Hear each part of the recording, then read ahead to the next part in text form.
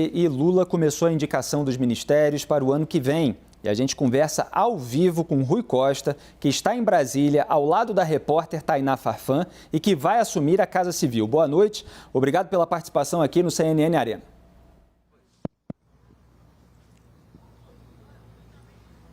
Tainá, pode falar, por favor. Oi, Felipe, desculpa, agora que eu estou conseguindo escutar você. A gente está aqui com o ministro Rui Costa, que foi nomeado hoje como ministro da Casa Civil. Ministro, muito obrigada pela sua entrevista, por conceder essa primeira entrevista exclusiva depois de nomeado ministro para a CNN. Felipe, eu vou abrir então a rodada de perguntas, pedindo para o ministro explicar para a gente quais são as diferenças que a gente deve ver nessa nova Casa Civil, né? Quais são as diferenças da atual Casa Civil para o do novo governo, do governo Lula? Olha, o objetivo que o presidente nos pediu foi garantir a execução do seu programa de governo. Então nós vamos trabalhar de forma transversal, buscando garantir que todos os ministérios que tenham algum grau de envolvimento com aquela temática participem, isso em curto tempo, em curto prazo. Nós precisamos fazer com que os investimentos aconteçam o mais cedo no Brasil, a conclusão e a retomada de obras paralisadas. Nós temos um número muito grande de obras, inclusive de educação, de creches, de escola, de unidade de saúde, paralisadas, algumas há 1 ano, outras há 5 anos no Brasil. Essas obras precisam ser concluídas para atender a população. São crianças que estão esperando a creche concluir para elas poderem estudar no ano que vem, as escolas, os postos de saúde, as unidades de saúde, as estradas, enfim. Nós buscaremos agilizar a execução dessas obras paralisadas, assim como implementar uma dinâmica de chamamento da iniciativa privada para participar de vários projetos de investimentos no país, através de concessões, de PPPs, e buscando, inclusive, intensificar, a pedido do presidente Lula, o diálogo com os novos governadores eleitos, os prefeitos, para que, de forma articulada, a gente consiga unir o nosso país através de um entendimento, de uma agenda comum, de uma pauta comum, identificando os interesses comuns dos estados e trabalhando junto para que a gente caminhe o mais rápido possível para recuperar o Brasil dessa situação, recuperar o emprego, a renda e definitivamente melhorar a vida do povo brasileiro. Felipe. Ministro, Jair Bolsonaro acabou de falar, depois de 40 dias em silêncio, ele falou que nada está perdido, ele falou que as Forças Armadas são o último bastião contra o socialismo, que o povo é quem vai decidir qual é o destino da Câmara, do Senado. Como é que o senhor vê essas declarações no período de transição? Muda em alguma coisa o trabalho do PT? Há alguma expectativa, algum preparativo para lidar com esse tipo de movimento no começo do mandato do Lula? Eu acho que o povo brasileiro, inclusive com as últimas pesquisas nessa semana divulgadas, eles estão com a grande expectativa, com um grande desejo que o Brasil volte a crescer, volte a gerar emprego, dar oportunidade de trabalho para milhares de jovens no Brasil inteiro que precisam trabalhar. As pessoas querem a volta de programas importantíssimos, como o programa Minha Casa Minha Vida. A gente viu a chuva fazer grandes estragos em vários estados, pessoas morando em condições muito degradantes. Então é essa a expectativa do povo brasileiro. O povo brasileiro votou, houve um ganhador nas eleições estaduais, na eleição nacional, e quem ganhou vai tomar posse no dia 1º, e o povo, a maioria do povo brasileiro, a grande maioria, o que deseja é que o governo dê certo e que sua vida melhore.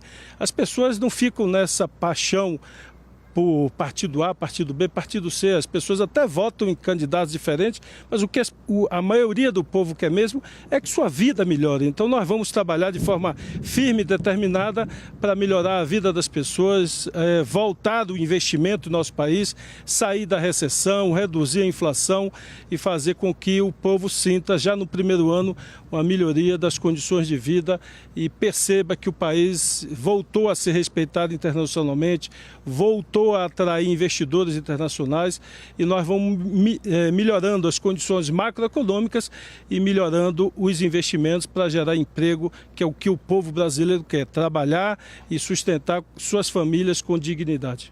Ministro, no domingo tem uma reunião prevista entre Lula, o senhor, outros ministros que já foram anunciados, também a cúpula dessa equipe de transição, para terminar de discutir ali o desenho dos ministérios. Eu queria saber do senhor o que a gente pode esperar desse desenho, do anúncio de Lula para a semana que vem. E outro ponto que também deve estar na pauta é a discussão em relação à proposta de emenda à Constituição em análise no Congresso Nacional, que agora tem o desafio de ser aprovada na Câmara dos Deputados. Eu queria entender qual que vai ser o papel do senhor para a aprovação dessa proposta lá na Câmara dos Deputados também. Sobre a reunião, o presidente hoje pela manhã anunciou que no final de semana, até o domingo à noite, ele finaliza e bate o martelo nas diversas propostas que foram elaboradas do organograma final do governo federal, as mudanças que serão feitas, ele definirá já até o domingo, para na segunda-feira ele já preparar a indicação dos nomes. Ele já se comprometeu hoje pela manhã com a imprensa, que na terça-feira ele já fará anúncios de novos ministérios, chegou a citar que faria mais do dobro do que anunciou hoje. E sobre a PEC, todos nós vamos trabalhar para a aprovação. Essa PEC é necessária porque o atual governo se comprometeu que manteria os programas sociais, o Lula se comprometeu, então, já que todo mundo se comprometeu, todo mundo tem que trabalhar junto para aprovar essa PEC e, portanto, que tenhamos as condições de manter o auxílio, o benefício para as famílias pobres, que significa a criança podendo se alimentar, significa a pessoa idosa que não tem renda poder se alimentar e ter um mínimo de dignidade para a sua sobrevivência. Felipe. Raquel Landim, nossa analista, tem uma pergunta para o senhor. Diga, Raquel. Ministro, na semana que vem temos também prevista a votação no STF do orçamento secreto. Eu queria saber como é que o senhor e o governo eleito se posicionam. O senhor hoje é a favor que o orçamento secreto seja declarado inconstitucional, que essa prática termine, ou reconhece alguma legitimidade, está preocupado com a interlocução com a Câmara dos Deputados? Olha, uma das coisas que o presidente Lula tem defendido, que nós defendemos, é o fortalecimento da democracia. Qualquer democracia no mundo inteiro, forte, sólida, tem instituições sólidas e fortes. E as instituições têm que cumprir o seu papel constitucional, cada um na sua caixinha. Cada um no seu papel. O executivo é para fazer as ações de governo, as obras, os programas. O legislativo é para legislar, para fiscalizar. O judiciário para julgar. Então, acho que cada um falando sobre a sua pasta, a democracia fica mais forte. O Poder Judiciário é autônomo, o STF define a data de seu julgamento. Os ministros são livres para julgar conforme a sua consciência. Portanto, acho que não cabe, essa foi a palavra do presidente hoje pela manhã, nem o presidente da República, nem ministro ficar comentando ou tentando interferir sobre a pauta, sobre a agenda e o calendário de julgamento da Justiça ou da Suprema Corte. Eles têm a pauta, têm a agenda. E a minha ideia sobre orçamento e emendas parlamentares, eu fui deputado federal, coincide 100% com a do presidente Lula, que ele declarou hoje pela manhã. Eu sou a favor de emendas parlamentares, mas as emendas têm que, primeiro, serem transparentes para a sociedade, para que a sociedade conheça quem indicou o quê, quais foram os valores, qual foi a obra executada por cada indicação, aonde ela foi executada e que ela guarde alguma relação com o interesse público e garanta um mínimo padrão de qualidade para que o dinheiro das pessoas, do cidadão, porque o dinheiro não é do Estado, o dinheiro pertence a você que está nos assistindo. Todo cidadão brasileiro paga impostos e é dono do dinheiro público, seja o dinheiro da prefeitura, do Estado ou do governo federal. E é direito de qualquer cidadão saber aonde está sendo aplicado o seu dinheiro. Então, acho que não é direito de ninguém exigir sigilo aonde o dinheiro público está sendo aplicado. Então, é evidente que o conceito de orçamento secreto eu não sou favorável aos deputados poderem fazer emendas, indicações e essas emendas se materializarem, até porque a política, os deputados, eu já fui deputado, ela faz a interlocução com o prefeito, com a necessidade local. E essas emendas têm que guardar uma relação com a necessidade imediata daquela cidade. Então, a cidade precisa de uma creche, precisa de uma escola, precisa de um posto de saúde. É muito bem-vinda uma indicação, uma emenda parlamentar. eu vi muitas emendas sendo executadas na Bahia, desse chamado orçamento secreto, do chamado asfalto Sorrisal. Se aplicou em uma semana, a chuva veio e levou tudo. Então foram milhões de reais perdidos e a gente não sabe quanto foi aplicado ali, não sabe quem indicou. Então a sociedade não quer isso. Eu diria até que boa parte dos deputados e senadores também não querem esse formato. Querem poder indicar suas emendas e querem até poder capitalizar essas emendas, uma vez que ele pode divulgar que foi ele que indicou e foi aquela obra que ele indicou.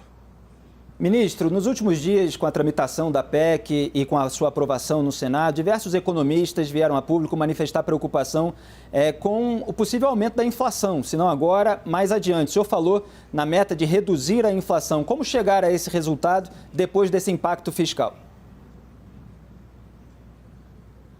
Olha, deixa eu dizer uma coisa. Há um absoluto comprometimento do presidente Lula com equilíbrio e com o controle das contas públicas. Se você olhar os governos estaduais de esquerda, de centro-esquerda, eu vou citar aqui os governos do Nordeste, incluindo aí a Bahia. Todos os governos tiveram responsabilidade fiscal nos últimos anos, todos os governos do Nordeste melhoraram a sua nota, aquela nota que permite acesso a crédito, a empréstimo.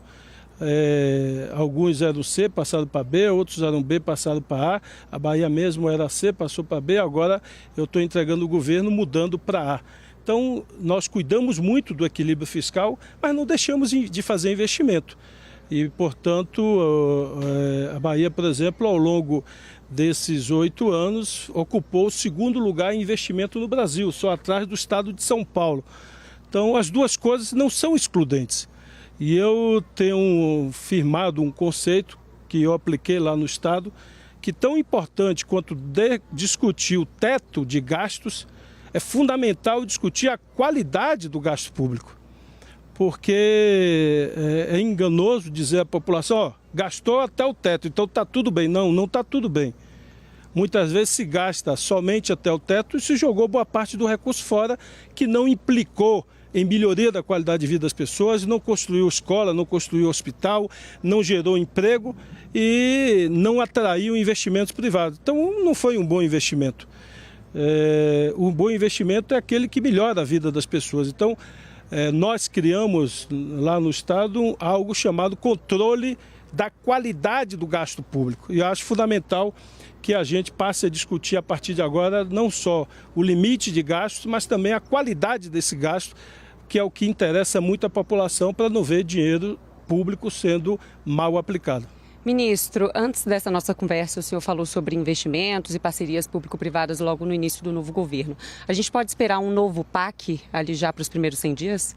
Olha, eu não quero batizar o nome, mas a determinação do presidente é que a gente faça a economia crescer, que a faça respeitando os limites de gasto, a retomada de obras paralisadas, que chame o setor privado para participar, não só com um incremento de concessões públicas, mas também o governo federal participando direta ou indiretamente, articulando com estados e municípios, o incentivo e o apoio para a realização de PPPs, parceria público-privada, em diversos segmentos da atividade econômica.